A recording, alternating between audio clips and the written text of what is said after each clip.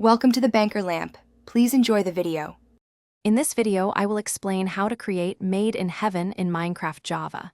To begin, understand that this powerful effect allows you to dramatically speed up time within your game world.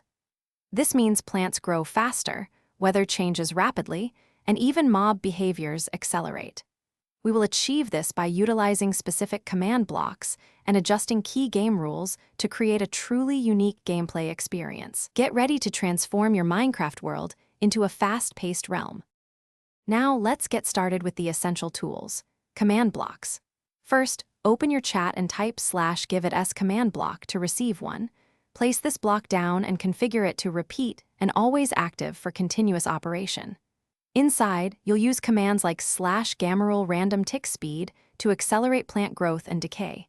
Additionally, /time add will rapidly advance the day-night cycle, creating the illusion of super speed. To automate this time acceleration, you'll need to configure your command blocks precisely. For the first block, input /gammarule random tick speed, followed by a high number, such as 1000, to drastically speed up natural processes.